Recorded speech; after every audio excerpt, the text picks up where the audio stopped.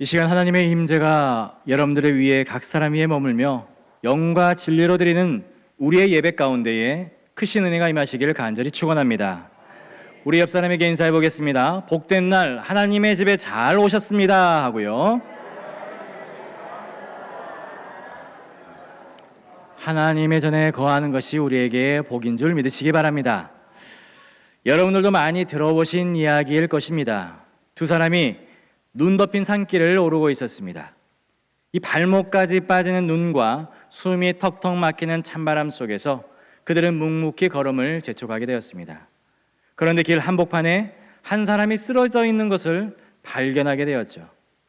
살이 새파랗게 질리고 몸이 거의 얼어붙은 듯 보이는 그 사람은 금세라도 숨이 끊어질 것처럼 보였습니다. 그때 두 사람의 반응은 전혀 달랐습니다. 이 한 사람은 망설이지 아니하고 그냥 지나쳤습니다. 나 하나 살기도 힘든데 라는 마음이었을까요? 하지만 또 한 사람은 그냥 지나칠 수가 없었습니다. 자신도 힘든 건 마찬가지이지만 그는 쓰러진 사람을 등에 업기로 결심을 하였던 것이죠. 무겁고 힘들었지만 결코 포기하지 않았습니다. 얼마 후의 결과는 명확하게 갈리게 되었습니다. 먼저 혼자 떠난 사람은 결국 추위에 얼어 죽고 말았고, 반면에 쓰러진 사람을 업고 간 사람은 어떻게든지 버텨내서 기적적으로 생존에 성공하게 되었고, 등에 업힌 사람도 살릴 수가 있었다고 합니다. 아이러니하게도 다른 사람을 살리는 그 행위가 오히려 자기 자신을 살리는 길이 되었던 것이죠. 여러분, 우리는 인생에서 종종 이러한 경험을 가질 때가 있습니다. 당장의 이익과 편리를 위해서 누군가를 외면하고 혼자 살겠다고 애쓰지만 오히려 그것이 나에게 재앙으로 다가올 때가 있었습니다. 반대로 하고 싶지 않은 일이었지만 마음을 써야 했기 때문에 억지로 하게 된 그 선택이 결국은 나의 인생을 살리는 그러한 전환점이 되기도 하였다는 것입니다. 마치 무거운 짐인 줄 알았던 그것이 오히려 나를 지탱해주는 버팀목이 되었다라는 것이죠. 이처럼 우리의 인생은 예측할 수 없는 연속의 일들에 위에 놓여져 있습니다. 길 위의 눈처럼 무엇이 그 안에 숨어 있는지 알 수도 없고 언제 위기가 우리에게 닥칠지도 모르는 삶을 살아가고 있습니다. 그래서 때로는 도무지 이해할 수 없는 상황 앞에서도 하나님의 말씀에 따라서 살려고 애쓴 사람들에게 전혀 상상하지도 못했던 복이 임하는 것을 우리는 자주 목격할 때가 있습니다. 우리 인생의 어떤 시기에는 모든 것들이 평범할 때가 있었죠. 별 탈 없이 지내왔던 그 시간들을 돌아보니 곳곳에 치명적인 위기와 위험들이 도사리고 있었던 것을 뒤늦게 깨달을 때도 있었습니다. 그런데도 어떻게 그 위험들을 우리가 피해 올 수가 있었을까요? 어떻게 무사했는지를 우리가 생각해 보면 결국 그것은 내가 특별하게 지혜로서가 아니었습니다. 돌이켜보니 하나님의 말씀을 따르려고 했던 그 중심이 나도 모르게 나를 지켜주었던 것을 알 수가 있게 되었던 것이죠. 여러분, 그리스도인으로서 살아간다는 것이 바로 이런 삶이 아닐까라고 생각을 해봅니다. 앞을 보아도 뒤를 보아도 계산이 서지 않을 때가 있습니다. 그런데 하나님의 말씀이라는 그 이유 하나만으로도 선택하고 우리가 나아갈 때에 그 길이 어쩌면 가장 미련해 보일지 몰라도 결국엔 그 말씀이 나를 살리고 나를 좋은 길로 이끌어주는 길이었다는 것을 우리가 경험하게 되는 것이죠. 때때로 우리의 삶은요, 마치 도박과 같은 삶을 살아갈 때도 있습니다. 그런데 하나님의 말씀을 따르기로 한 사람의 삶은 결코 무모한 도전이 아니라는 것입니다. 그것은 우리 앞에 감춰져 있는 생명의 길이라는 사실을 여러분 잊지 마시기 바랍니다. 오늘 우리가 읽은 22절 이하의 말씀들을 보게 되면요, 우리가 흔히 알고 있는 11조에 대한 개념을 훨씬 넘어서고 있음을 우리는 알 수가 있습니다. 오히려 실천적인 메시지를 우리에게 전해주고 있는데요, 보통 11조를 드려라 라는 말은 단지 헌금해라 라는 말로 이해가 되죠. 하나님께 정해진 소득의 10분의 1을 드리는 우리의 의무로 받아들여지게 됩니다. 그리고 실제로 성경에는 오늘 말씀의 22절에는 그렇게 말씀하고 있습니다. 너는 마땅히 매년 토지소산의 11조를 드릴 것이며 라고 이야기를 하고 있죠. 여기까지는 우리가 익숙한 구절입니다. 많은 그리스도인들이 이 말씀에 따라서 자신의 수입의 일부를 하나님께 드려오고 있습니다. 그런데 여러분, 이 말씀이 끝이 아니라는 거예요. 이 본문은 여기에서 멈추지 않는다는 것을 우리는 알아야 됩니다. 23절부터 보게 되면은요, 전혀 다른 분위기의 말씀이 나온다는 것을 알 수 있습니다. 함께 한번 읽어보도록 하겠습니다. 내 하나님 여호와 곧 여호와께서 그의 이름을 두시려고 택하신 곳에서 내 곡식과 포도주와 기름의 11조를 먹으며 또 내 소와 양의 처음 난 것을 먹고 내 하나님 여호와 경외하기를 항상 배울 것이니라. 아멘. 여러분, 여기 본문을 잘 보시면은요, 뭔가 바뀐 것을 우리는 알아차릴 수가 있습니다. 무엇일까요? 22절에서는요 드리라라고 말씀을 하고 있는데 23절에서는 뭐라고 합니까? 먹으라라고 이야기를 하고 있습니다. 단순히 하나님께 바치는 것뿐만이 아니라 하나님이 계신 곳에서 사랑하는 가족들과 함께 먹고 마시며 즐거워하라라고 말씀하고 있습니다. 이것이 바로 유대인의 두 번째 11조, 곧 먹는 11조라고 할 수 있습니다. 저는 여기에서 이 두 가지의 11조의 이름을 한번 붙여보고자 합니다. 이 첫 번째는요, 드림의 11조라고 이름을 붙여보고, 두 번째는 나눔의 11조라고 이름을 붙여보기로 하겠습니다. 이 부분 여러분들은 잘 기억하시면서 오늘 말씀을 들어보시기 바랍니다. 유대 사회에서 11조는 단순하게 헌금의 개념을 넘어서 공동체의 신앙생활과 깊은 관련을 맺고 지내왔습니다. 심지어는 일종의 신앙 축제로 여기면서 살아오게 되었던 것이죠. 첫 번째 이 드림의 11조는 레위인들, 즉 성전에서 봉사하는 사람들의 몫이었습니다. 이 사람들은 여호수아가 가나안에 모두 정복한 후에 땅을 분배하고 난 후에 모든 민족들은, 모든 지파들은 땅을 분배를 받았는데 이 레위인들은 땅을 상속받지 못했습니다. 그렇기 때문에 다른 지파들이 그들의 생계를 돕는 방식으로 11조를 드려야 했습니다. 그런데 이 두 번째 11조, 곧 나눔의 11조라는 것은 그 의미와 목적이 완전히 달랐다는 거예요. 하나님은 이스라엘 백성들에게 단지 무엇인가를 바치라고만 하라고 하시지 않았습니다. 오히려 내가 너희에게 풍성하게 준 것을 가지고 와라. 그리고 함께 나누며 즐거워해라 라고 말씀하고 있습니다. 24절 말씀 같이 한번 읽어보도록 하겠습니다. 그러나 내 하나님 여호와께서 자기의 이름을 두시려고 택하신 곳이 내게서 너무 멀고 행로가 어려워서 내 하나님 여호와께서 그 풍부히 주신 것을 가지고 갈 수 없거든. 11조가 너무나도 많아서, 하나님께 드릴 것이 너무나도 많아서 고향 땅으로 성전까지 가지고 오기 힘들 때에는 그것을 돈으로 바꿔서 오고, 그 돈으로 올라와서 너희들의 마음에 드는 것을, 원하는 것을 모든 것들을 사라고 말씀하시는 것이죠. 하나님의 마음에 맞는 것을 사는 것이 아니라 드리는 사람의 마음에 맞는 것으로 사라고 말씀하고 있습니다. 그리고 소나 양이나 포도주나 독주 등 내 마음에 원하는 모든 것을 구하라 라고 말씀하시는 것은요, 하나님께서 자비하시고 관대하심, 그리고 우리가 하나님 앞에서 누려야 할 그 기쁨의 본질이 무엇인지를 말씀해 주는 것입니다. 여기에서 우리는 11조에 대한 아주 새로운 관점을 발견할 수가 있게 되는 것이죠. 11조라는 것은 단지 빼앗기는 것이나 내가 희생해서 드리는 것이 아니라는 것입니다. 11조는 하나님의 은혜에 대한 우리들의 반응인 것이고, 동시에 공동체적인 축제와 감사의 자리로 나아가는 통로가 된다는 것입니다. 하나님은 우리가 그분 앞에서 억지로 고개 숙이고 침울한 얼굴을 하면서 의무감에 쫓기듯 그 드리는 11조를 원하지 않으신다는 것입니다. 오히려 내가 너희에게, 하나님께서 우리에게 풍성하게 주신 것을 기억하고 감사와 기쁨으로 가족과 이웃과 함께 나누며 하나님 앞에서 기쁘고 즐거워하라고 말씀하고 있는 것이죠. 여러분, 이것이 바로 하나님께서 원하시는 그리스도인들의 삶이라는 것입니다. 어떤 사람들은 11조를 큰 부담으로 느낍니다. 이걸 하고 나면 난 뭘 먹고 삽니까? 라고 이야기를 하죠. 그러나 본문은요, 거꾸로 말을 하고 있습니다.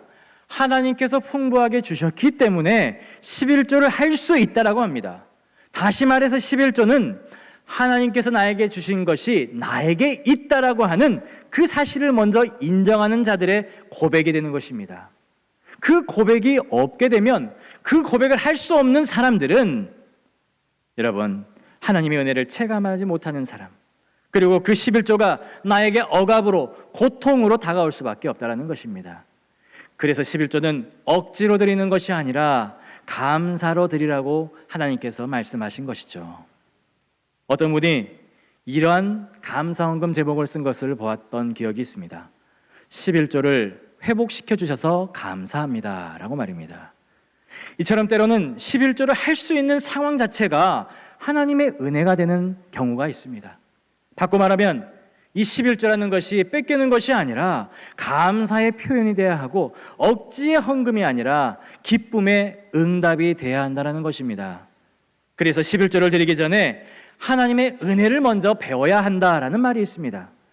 아직 내 마음이 감사로 채워져 있지 않다면 헌금을 하기 전에 말씀으로 먼저 배워야 한다는 말이 있는 것이죠.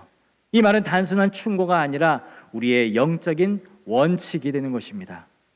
여러분, 이 본문의 말씀을 한번 주의 깊게 살펴보시기 바랍니다. 무겁고 형식적인 제사장이 나타나서 엄숙하게 11조에 대한 의식을 치르고 있는 것이 아닙니다. 가족과 함께, 공동체와 함께 모여서 음식을 나누고 때로는 포도주와 독주를 나눠 마시면서 즐거워하고 있는 모습이 나오고 있어요. 이게 엄숙한 모습입니까? 화기애애한 모습입니다. 여러분, 물론 여기에서 말하는 술이라는 것은요, 오늘날 한국 사람들이 부어라 마셔라 하는 그런 술 문화가 아닙니다. 그러나 여기서 중요한 것은요, 지금 이 성경에서 말하고 있는 분위기를 보여주고 싶으신 겁니다. 이 분위기 어떻습니까?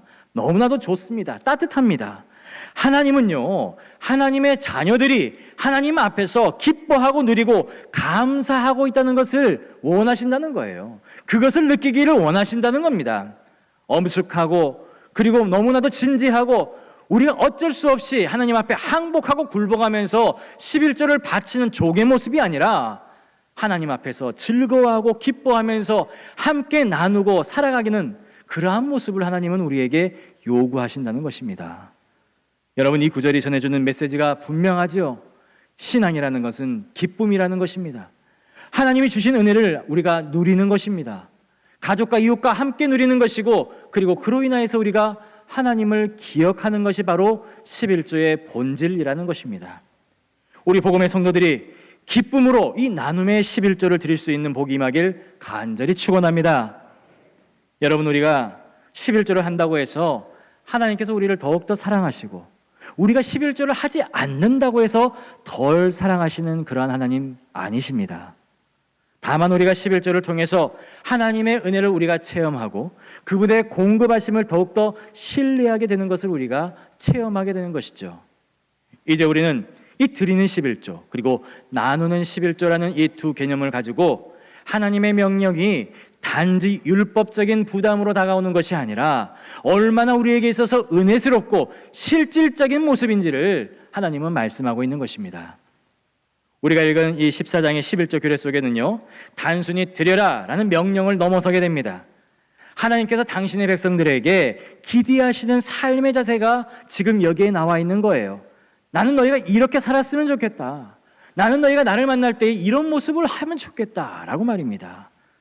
그 중에서도 우리가 주목해야 될 부분은요, 27절 이하에 나타난 레위인을 잊지 말라라는 말씀입니다.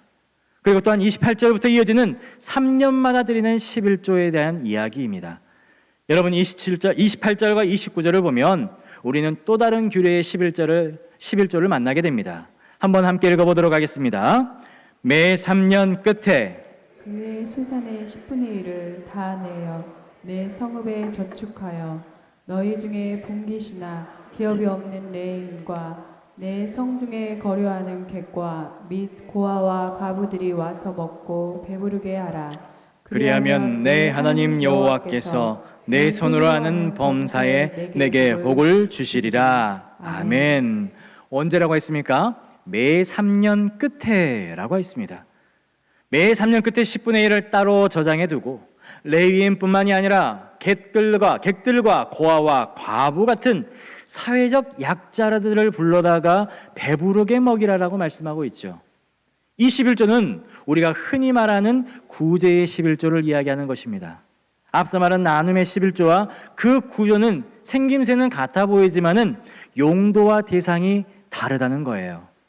구체적으로 보게 되면 해마다 드리는 11조는 첫째 해와 둘째 해에는 가족이 함께 하나님 앞에서 즐거워하는 용도, 곧 신앙의 축제를 위한 11조를 드리게 되었던 것입니다. 그리고 셋째 해에는 사회적인 책임을 나눔을 위한 11조로 용도가 바뀌게 되는 것을 우리는 볼 수가 있습니다. 결국 이 모든 11조의 핵심은 단순하게 드리는 액수나 율법적인 의무를 이야기하는 것이 아니라 하나님 앞에서의 삶의 태도와 이 공동체를 위하는 그 배려의 마음, 그리고 하나님의 은혜에 대한 그 실제적인 반응이 중심이 되는 것입니다.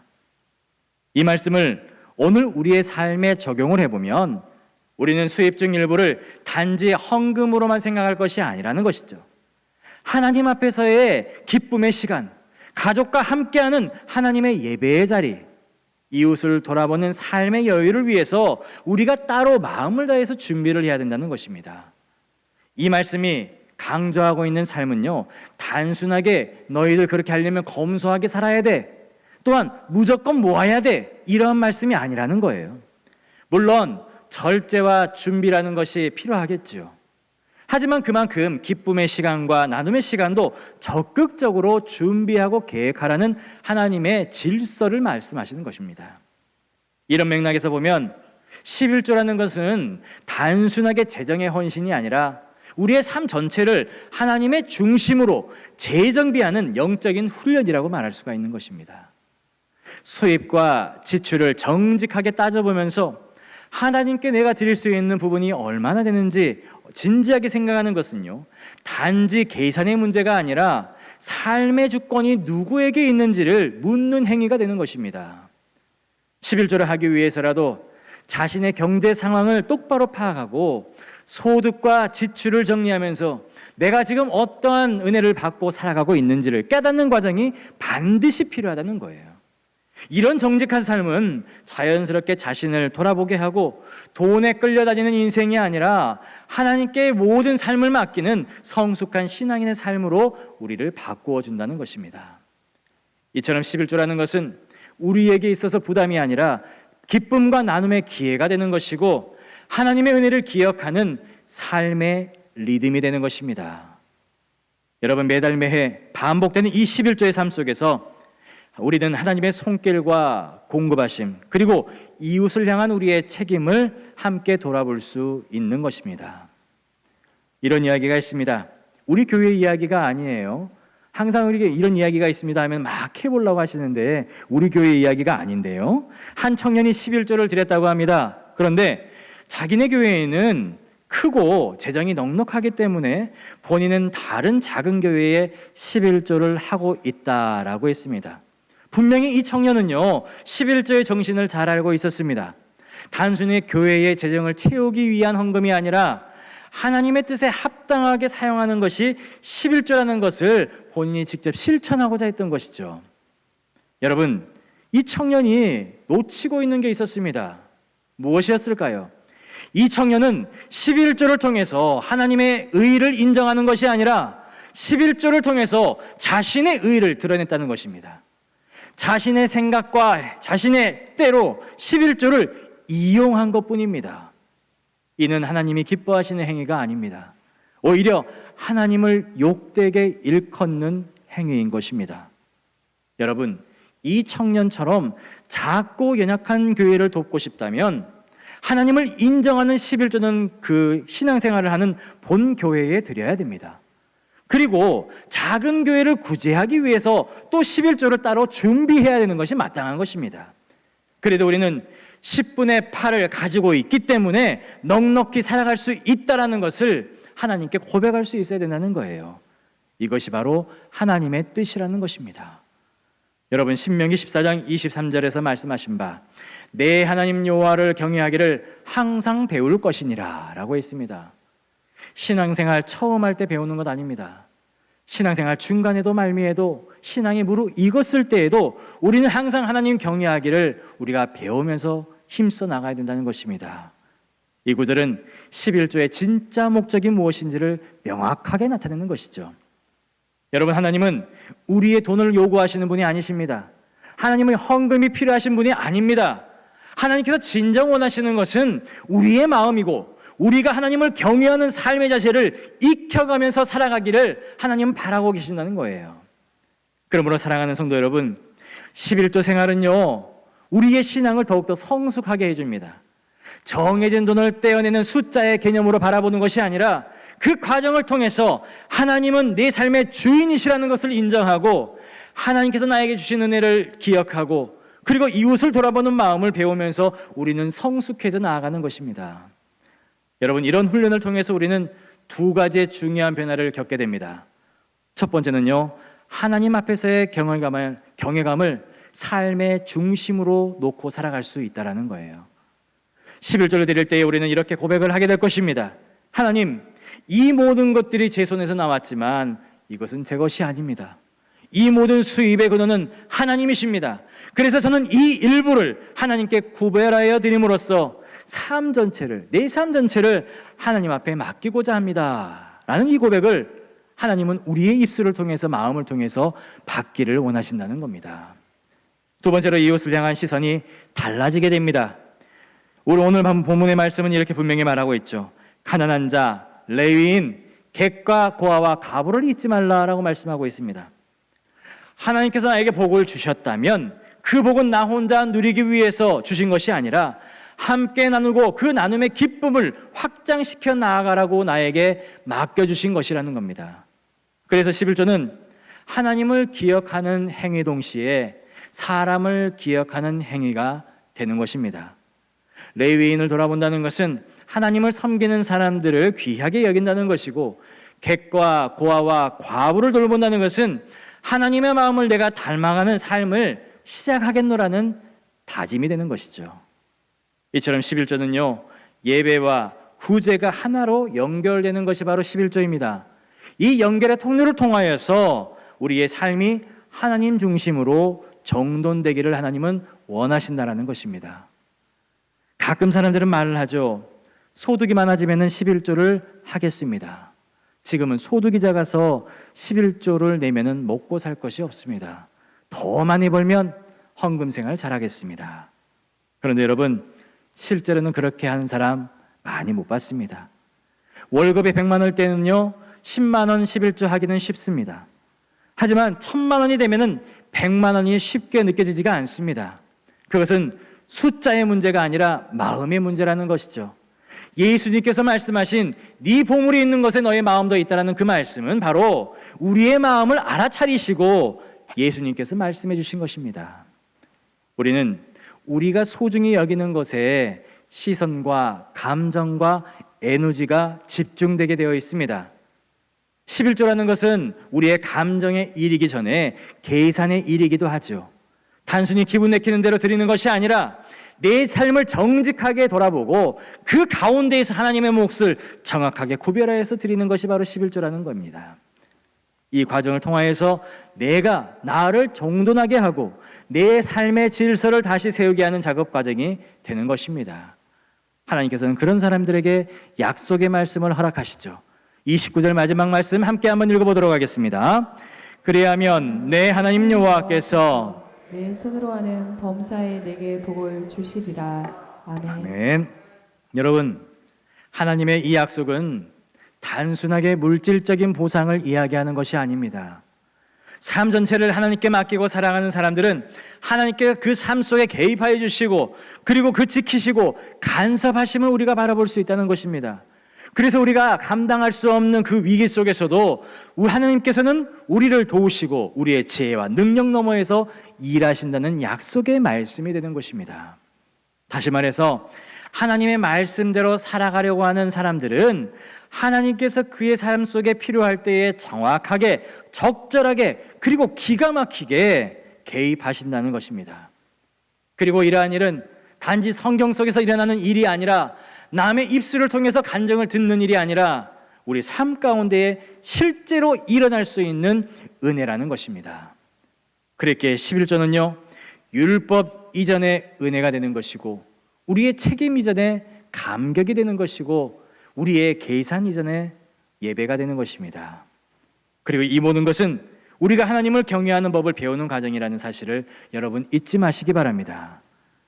사랑하는 성도 여러분, 결론적으로 신명기 14장의 11조 결에는요, 단순히 종교적인 의무나 헌금의 형식을 뛰어넘어서 하나님께서 그분의 백성들에게 풍성한 복을 누리게 하려는 그러한 깊은 의도가 담겨져 있습니다. 하나님께서 왜 백성들에게 이처럼 꼼꼼하고 구체적으로 그러한 삶의 방식과 재정의 원칙과 공동체적인 책임을 명령하셨는지 우리가 깊이 생각해 보면은요, 결국 그것은 너희가 이 땅에서 잘되고 장수하며 복을 누리게 하기 위함이라는 것입니다. 여러분, 우리가 신명기를 읽다 보면은 계속해서 반복되는 말씀이 있습니다. 같이 한번 읽어보겠습니다. 내가 이 땅에서 잘되고 장수하고 내 후손이 복을 받을 것이다. 아멘. 여러분, 이 표현은요, 단순한 축복의 선언이 아닙니다. 하나님께서 복을 주시려고 하는 그 구체적인 계획과 방법을 우리에게 알려주시는 거예요.